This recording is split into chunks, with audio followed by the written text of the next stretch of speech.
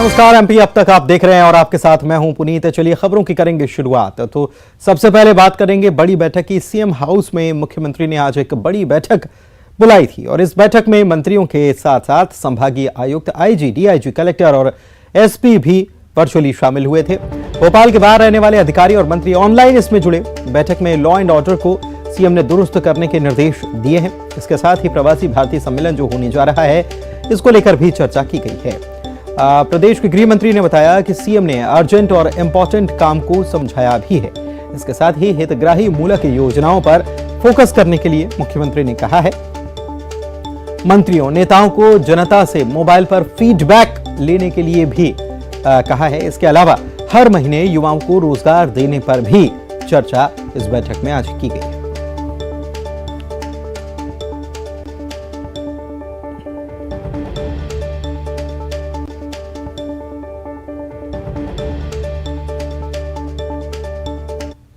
माननीय मुख्यमंत्री जी का स्पष्ट कहना था कि हमको ईश्वर ने ये जिम्मेदारी दी है।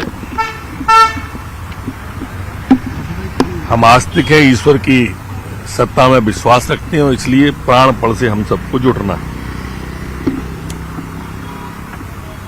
उपलब्धियों के बारे में भी उन्होंने, जो इन 3.5 साल की उपलब्धियां होंगी, जो 23 मार्च को अवसर आएगा, उसमें विस्तार से हमने जो 3 साल में किया है, सभी विभाग अपना अपना रखेंगे। मीडिया के माध्यम से, सोशल मीडिया के माध्यम से वैभवशाली, गौरवशाली और समृद्ध भारत के लिए समृद्ध मध्य प्रदेश बनाने की दिशा में जो किया है वो बताएंगे। मैंने ने सभी को कहा, अर्जेंट काम और इम्पोर्टेंट काम दोनों को विभाजित करें। अर्जेंट से मतलब कभी कभी जैसे कोरोना आया, अर्जेंट काम था, बाकी काम रोकना पड़े। इम्पोर्टेंट काम जो हम करते हैं वो अब जनवरी मास के ही 4 प्रमुख काम हैं, जिसमें हमारे मध्य प्रदेश की छवि ग्लोबल स्तर पर बनेगी। और इसी खबर पर हम बात करते हैं। हमारे सहयोगी जितेंद्र भोपाल से हमारे साथ लाइव जुड़ चुके हैं।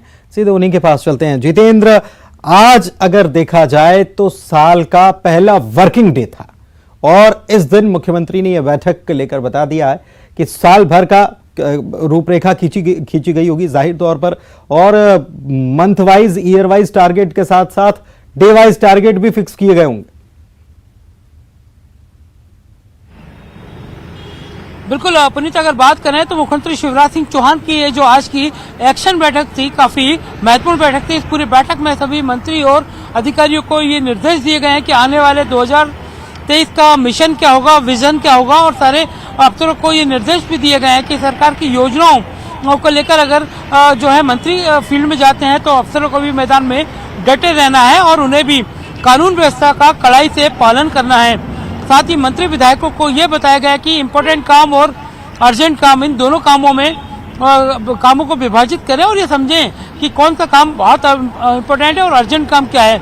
उन्होंने भविष्य में अभी आने वाले जो काम है, G20 की बैठक है, खेलो इंडिया गेम्स हैं, विकास यात्रा, इन सारी तमाम योजनाओं को लेकर निर्देश दिए गए हैं कि जनता से सीधा संवाद करें, हितग्राहियों से सीधे बात करें, सरकार की योजनाओं को कहां तक पहुंचा है, कितना अमली जामा पहनाया गया है, इन सारी चीजों पर अधिकारी भी फोकस करें, दोनों में तालमेल रहे, सत्ता संगठन मिलकर काम करें। तो कह सकते हैं 2023 की शुरुआत इस मिशन के साथ हुई है, इस विजन के साथ हुई है। मुख्यमंत्री शिवराज सिंह चौहान ने हर एक विभाग पर बारीकी से चर्चा की, बारीकी से मंथन भी कराया और सबसे 1 to 1 चर्चा कर ये बताया गया कि सारे जो इरादे हैं नए के सबको कर्तव्य पथ पर डटे रहना। इन्हीं सारे मुद्दों के साथ ये बैठक तकरीबन 2 घंटे तक चली, उसके बाद समाप्त हुई है। पुनीत, चलिए, बहुत शुक्रिया आपका इस बैठक के बारे में जानकारी देने के लिए जितेंद्र।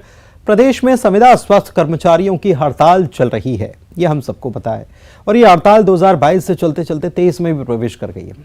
लेकिन इस हड़ताल को लेकर उमा भारती ने हड़ताल कर्मचारियों से मुलाकात की और उनका समर्थन भी किया। इसे लेकर कांग्रेस अब सरकार पर हमलावर हो गई है तो बीजेपी सफाई दे रही है। उनके लिए दिल भर आता है क्योंकि हमने उन पर फूल बरसाए थे और अब हम लाठियां बरसाने की स्थिति ले आए हैं। मैं इस मामले में पूरी तरह से जो लोग कोरोना काल में सेवा में लगे हुए थे और आज उनको जो परेशानियां आ रही हैं उनका निदान जरूर निकलना चाहिए। मैं शिवराज जी से बात करने वाली हूँ इस संबंध में। संविदा स्वास्थ्य कर्मचारियों की हड़ताल को लेकर उमा भारती ने बैतूल में ये बयान दिया। पूर्व केंद्रीय मंत्री के इस बयान को लेकर कांग्रेस बीजेपी पर हमलावर हो गई। कांग्रेस ने ये आरोप लगाया कि उमा भारती सरकार को आईना दिखा रही हैं। देखिए, सबसे पहले तो आदरणीय उमा भारती जी ने जो बात कही है बिल्कुल सही बात कही। मैं उसके लिए उनका अभिनंदन करता हूं। उनने फिर से एक बार शिवराज सरकार को आईना दिखाया है। ये वही स्वास्थ्यकर्मी जिन पर हेलीकॉप्टर से फूल बरसाए थे आज बेचारे हड़ताल पर बैठे हैं, बर्बरता से उन पर लाठियां तक बरसाएंगे। तो शिवराज जी कृपया सुनिए, क्योंकि उमा भारती जी तो आपके लिए आदर्श हैं, आप लोगों की दीदी हैं, आप लोग कहते हैं वो तो आपकी पथ प्रदर्शक हैं। वहीं बीजेपी मामले पर सफाई देती नजर आ रही है। बीजेपी का कहना था कि सरकार की कुछ मजबूरी हो सकती है, लेकिन उमा भारती की बात पर सरकार ध्यान देगी। बिल्कुल उमा जी ने उनके बीच में ये बात कही है, उनकी बातों पर सरकार विचार करेगी, करना भी चाहिए। सरकार की अपनी कुछ मजबूरियां होती है और उसमें से कोई योग्य निर्णय मुख्यमंत्री जी निकालेंगे। संविदा स्वास्थ्य कर्मचारियों की 2 मांगों को लेकर पिछले कई दिनों से हड़ताल जारी है। स्थायी नौकरी और बर्खास्त कर्मचारियों की फिर से बहाली को लेकर उनका आंदोलन अनवरत चल रहा है। और इधर दूसरी तरफ कमलनाथ के भावी मुख्यमंत्री के पोस्टर और उनके सोशल मीडिया पर प्रोफाइल बदलने पर सियासत गरमाई हुई है। बीजेपी इसे कांग्रेस का दिवा स्वप्न बता रही है, तो वहीं कांग्रेस का यह दावा है कि सरकार तो 2023 में उन्हीं की बनने वाली है।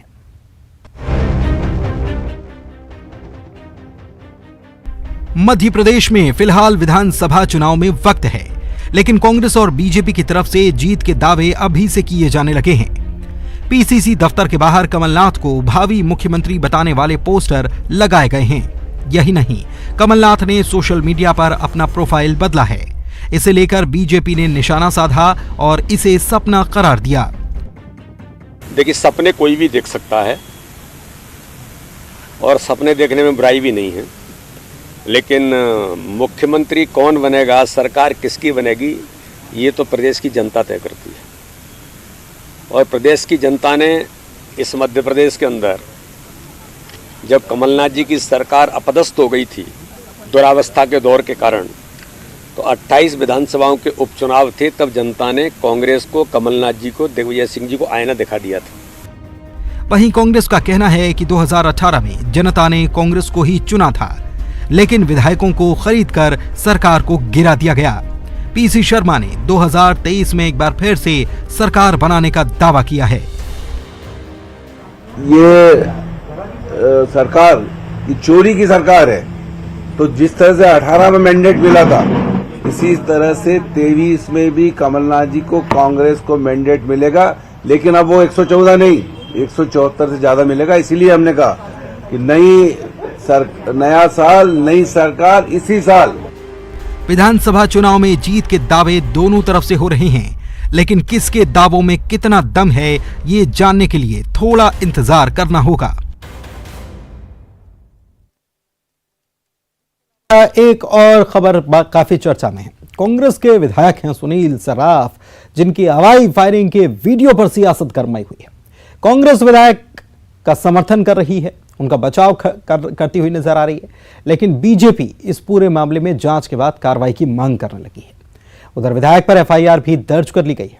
विधायक का क्या तर्क है इसके पीछे, कि वो क्या था उनके हाथ में, देखिए इस रिपोर्ट में। ये तस्वीरें 1 जनवरी के जश्न की हैं। तस्वीरों में अनूपपुर के कांग्रेस विधायक सुनील सर्राफ हैं, जो फायरिंग करते दिख रहे हैं। बताया जा रहा है कि 1 जनवरी को जश्न के दौरान मैं हूं डॉन गाने पर विधायक जी खुद को रोक नहीं पाए और अपनी लाइसेंसी रिवॉल्वर से फायरिंग कर दी। हालांकि वीडियो के सोशल मीडिया पर वायरल होने पर विधायक ने सफाई भी दी। क्या कहा वो जरा सुनिए। वो जो वीडियो वायरल हो रहा है उसमें जो तमंचा दिखाई दे रहा है वो रिवॉल्वर नहीं है, वो दिवाली वाला तमंचा है। और कोई ये ऐसा कुछ नहीं है कि मैं अकेले में 2-4 लोग के बीच में कोई चीज किया हूँ तो जनता जानेगी तो क्या असर जाएगा। 2-4-5 हजार लोग मेरे यहाँ आते हैं नए साल की पार्टी में जी। पूरे क्षेत्र के मेरे वही लोग रहते हैं जिन्होंने मुझे विधायक बनाया है। हम उनके साथ नए साल का जश्न मनाते हैं। उधर बीजेपी ने कार्रवाई की मांग की है। और नरोत्तम मिश्रा ने भी मामले की जांच के आदेश दे दिए हैं। मैंने भी देखा है वो वीडियो। इस तरह से फायरिंग करना, लहराना, डांस करते में कोई अनहोनी नहीं हो, ये गलत है। मैंने कार्रवाई के निर्देश अनूपपुर एसपी को दिए। विधायक पर बीजेपी के हमले का कांग्रेस बचाव भी कर रही है। कानून व्यवस्था पे ध्यान देना, एक विधायक की हर्ष फायरिंग पे ध्यान देना है। जिस तरह से मध्य प्रदेश के अंदर बच्चियों, महिलाओं पर अत्याचार हो रहे हैं, जो नंबर 1 में हिंदुस्तान में, कानून व्यवस्था धस पड़ी हुई है, कहीं थानों के अंदर कोई सुनवाई नहीं हो रही, उन बातों पे ध्यान दें। ये एक चीज को पकड़ के और पब्लिसिटी लेना चाहते हैं। कांग्रेस भले ही कांग्रेस विधायक का बचाव कर रही है, लेकिन अगर रिवॉल्वर असली है तो ये मामला बेहद गंभीर है, लिहाजा मामले की जांच होनी ही चाहिए। चलिए बात कर लेते हैं अब नोटबंदी को लेकर आए फैसले की। तो केंद्र ने नोटबंदी पर सुप्रीम कोर्ट ने फैसला सुना दिया। केंद्र ने जो नोटबंदी की थी, 5 जजों की संविधान पीठ ने नोटबंदी की प्रक्रिया को सही ठहराया है। उधर बीजेपी ने कांग्रेस पर भ्रम फैलाने के आरोप लगाए, जबकि कांग्रेस नोटबंदी के दौरान लोगों की परेशानियों का हवाला भी दे रही है।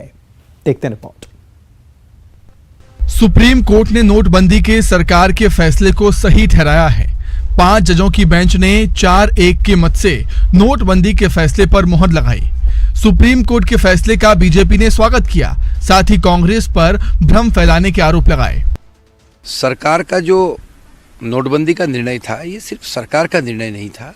सरकार ने उस निर्णय को लिया था, पर आरबीआई और तमाम हमारे जो वित्तीय संस्थान हैं, जो संवैधानिक संस्थान हैं, उन सब की एक सलाह के बाद में लिया गया था। और मैं समझता हूँ कि नोटबंदी का निर्णय जिन उद्देश्यों की पूर्ति को लेकर लिया गया था, वो उद्देश्य की पूर्ति भी होने का काम हुआ है। या यूँ कह सकते हैं कि नोटबंदी का लिया गया निर्णय अपने परिणाम तक पहुंचा है, सफल हुआ है वो। उधर कांग्रेस ने कहा कि अगर नोटबंदी सफल रही तो बीजेपी क्यों नहीं इस मुद्दे पर चुनाव लड़ती है। बैंकों की लाइन में खड़े होकर 140 से ज्यादा लोग मारे गए, क्या वो गलत था, क्या वो झूठ था? और जो लोगों को उस समय असुविधा हुई अपने खुद के पैसे निकालने के लिए, जमा करने के लिए, 4-4 हजार रुपए लेने के लिए, क्या वो गलत था या सही था? और सबसे बड़ी बात, ये किस तरह का निर्णय था कि जहां 500 एवं 1000 की नोट बंद करके आपने 2000 का नोट सर्कुलेशन में ला दिया, और वर्तमान की स्थिति यह है कि 2000 का नोट सर्कुलेशन से गायब है। मतलब ये तो काले धन वालों के लिए और भी सुविधा हो गई। सबसे बड़ी बात, एक बात और कही गई थी कि 2000 की नोट में चिप लगी हुई है, वो कहां है चिप? और अगर ये सफलता थी तो मोदी सरकार ने इस आधार पर अपना चुनाव क्यों नहीं लड़ा? सुप्रीम कोर्ट ने नोटबंदी के खिलाफ 58 याचिकाओं को भी खारिज कर दिया है। चलिए बढ़ते हैं आगे और 2 तस्वीरें अब आपको दिखाते हैं। अलग अलग जिलों की ये तस्वीरें हैं, भोपाल और छतरपुर की तस्वीरें। देखिए यहां पर मारपीट की तस्वीरें आई। यहां पर छतरपुर में किसी बात को लेकर 2 परिवार के लोग आपस में भिड़ गए, विवाद था आपसी, और भिड़ गए, एक दूसरे पर लाठी डंडे से हमला करना शुरू कर दिया। पहली तस्वीर छतरपुर की है, आप देख पा रहे हैं। और इस घटना में 85 साल की एक बुजुर्ग महिला जो है वो जख्मी हुई हैं। उनका इलाज कराने के लिए अस्पताल उनको ले जाया गया है, हालत गंभीर है। इधर भोपाल की अगर बात करें तो यहां तो बीच बाजार भरी भीड़ में यहां पर बेल्ट चले, लात घूंसे चले। भोपाल में उत्सव मेले में युवकों के बीच ये मारपीट हुई है और इस दौरान बेल्ट से प्रहार भी किए गए। टीटी नगर इलाके में भोपाल उत्सव मेला लगा हुआ है।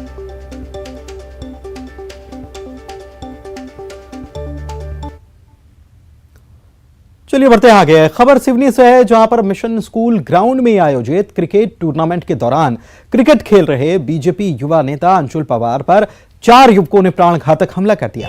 इस हमले के विरोध में भारतीय जनता युवा मोर्चा की तरफ से उग्र प्रदर्शन देखने को मिला। पुलिस ने घटना के बाद सभी आरोपियों को गिरफ्तार किया है और जेल भी भेज दिया गया है। घायल भारतीय जनता युवा मोर्चा नेता का इलाज भी किया जा रहा है। पीड़ित पक्ष के द्वारा पुलिस थाना कंट्रोल में कोतवाली में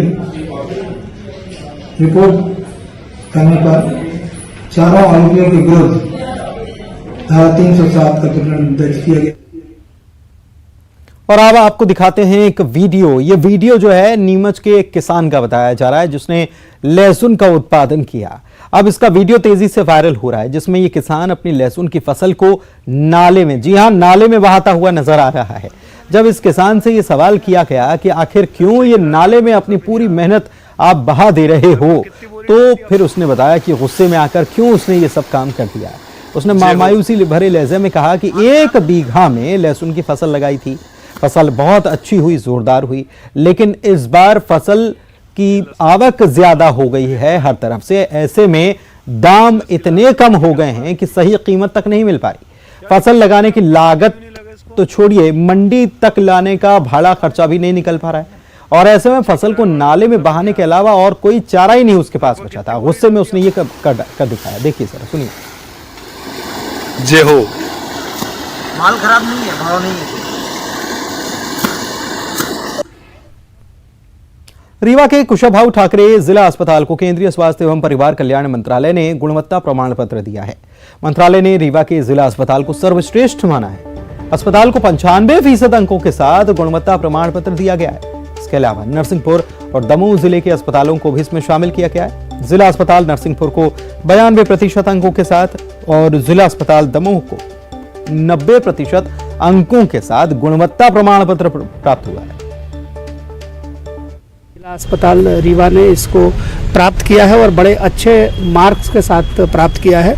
अभी जो 3 जिले के डिफरेंट अस्पताल विभिन्न जिलों के हुए हैं उसमें रीवा जिला अस्पताल 95% मार्क्स लाके सबसे अच्छे नंबर के साथ इसको उसने सर्टिफिकेट। 12 ज्योतिर्लिंग में से एक उज्जैन के महाकालेश्वर मंदिर में श्रद्धालुओं की संख्या बढ़ती जा रही है और उन बाबा के प्रति आस्था बढ़ रही है। महाकाल में आस्था रखने वाले कई ऐसे श्रद्धालु हैं जो भगवान को दान स्वरूप आभूषण और दूसरी सामग्री का अर्पण करते हैं। ऐसे ही भक्त हैं कानपुर के विकास वर्मा, जिन्होंने बाबा महाकाल को रजत मुकुट, कंदोरा और कुंडल अर्पित किए हैं। इन सब की कीमत करीब 2.5 लाख रुपए बताई गई है। मंदिर समिति ने दानदाता को मुकुट प्राप्त होने पर रसीद दी और उनका सम्मान भी किया। ये कानपुर से दानदाता विकास तिवारी जी और विकास वर्मा जी और गुड्डू भाई है। इनके द्वारा 2.5 किलो का एक भगवान का छत्र और एक कंदोरा भेंट किया गया। मैं भैया विकास वर्मा कानपुर से हूँ, गाँवकुटी निवासी। बाबा के छत्र चढ़ाने के लिए और कमर की हाफ कर देनी चांदी की, उनको भेंट करने के लिए आया हूँ। कितने किलो का है ये? हम सब ये 2 लाख का है। तो क्या कोई मांग की थी या फिर? नहीं, ऐसे ही बस अपने श्रद्धा से जी। और आइए अब नजर डालेंगे 25 सेकंड में खबर पर। नए साल पर एक्शन में मुख्यमंत्री शिवराज सिंह चौहान सीएम हाउस में मंत्रियों और